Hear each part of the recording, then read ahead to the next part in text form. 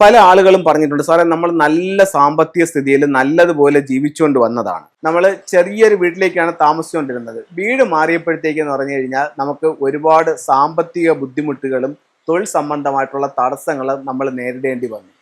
അപ്പോൾ എന്താണെന്ന് വെച്ച് കഴിഞ്ഞാൽ നിങ്ങൾ താമസിക്കുന്ന വീടിൻ്റെ ഒരു എനർജി നിങ്ങളെ ബാധിക്കും.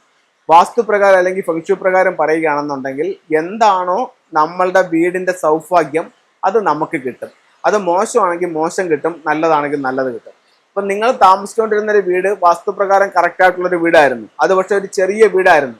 പക്ഷെ നിങ്ങൾക്ക് അവിടുത്തെ സ്ഥല സൗകര്യങ്ങളും അവിടുത്തെ സ്ഥല പരിമിതികളും പോരാതെ വന്നപ്പോൾ നിങ്ങൾ വലിയൊരു വീട്ടിലേക്ക് മാറി. അത് നിങ്ങളുടെ തെറ്റല്ല, നിങ്ങളുടെ ആവശ്യങ്ങൾ അനുസരിച്ച് നിങ്ങൾ മാറിയതാണ്. പക്ഷേ നിങ്ങൾ പുതുതായിട്ട് മാറിയ വീട്ടിൽ വാസ്തുപരമായിട്ട് ഒത്തിരിയേറെ പ്രശ്നങ്ങളുണ്ടായിരുന്നു.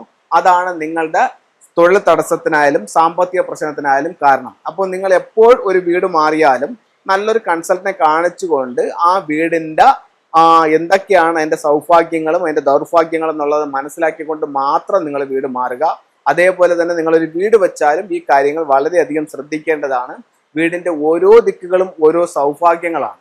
ഇപ്പം നിങ്ങൾക്കൊരു വാടക കെട്ടിടത്തിലാണെന്നുണ്ടെങ്കിൽ നിങ്ങൾക്ക് അത്രത്തോളം ചെയ്യാൻ പറ്റില്ല. അപ്പോൾ അവിടെ ആണെങ്കിലും ഫെങ്ഷു പ്രകാരം നിങ്ങൾക്ക് അതിനെ കറക്റ്റ് ചെയ്യാനായിട്ട് സാധിക്കും. വീടിൻ്റെ ഓരോ ദിക്കുകളും ഓരോ സൗഭാഗ്യങ്ങളാണ്. അത് നമുക്ക് സാമ്പത്തികമായിട്ടും തൊഴിൽപരമായിട്ടും ഒക്കെ എങ്ങനെ അഭിവൃദ്ധിപ്പെടുത്താമെന്ന് നോക്കാം. തെക്ക് കിഴക്ക് നമുക്ക് സാമ്പത്തികമായി അഭിവൃദ്ധിപ്പെടുത്താനായിട്ട് നമുക്ക് ഈ ഒരു അരോന മത്സ്യത്തിന്റെ സ്റ്റാച്യു വെക്കാം തെക്ക് കിഴക്ക് ഭാഗത്ത്. അതേപോലെ തന്നെ വടക്ക് വശത്ത് തൊഴിൽപരമായിട്ട് നേട്ടം ഉണ്ടാവാനും നമുക്ക് വടക്ക് ഭാഗത്തും അരോന മത്സ്യത്തെ വെക്കാം. നമുക്ക് പേര്, പ്രശസ്തി, വിജയം ഒക്കെ ഉണ്ടാവാൻ വേണ്ടിയിട്ട് ശ്രീഹരിനമ്പുഴയുടെ തെക്ക് വശത്ത് നമുക്കൊരു വിക്ടറി ഹോഴ്സിനെ വെക്കാവുന്നതാണ്. വിദ്യാഭ്യാസപരമായിട്ട് ഉയർച്ച ഉണ്ടാവാൻ വേണ്ടിയിട്ട് ശ്രീഹരിനമ്പുഴയുടെ വടക്ക് കിഴക്ക് ഭാഗത്ത് നമുക്ക് പഗോഡ ടവർ വെക്കാം.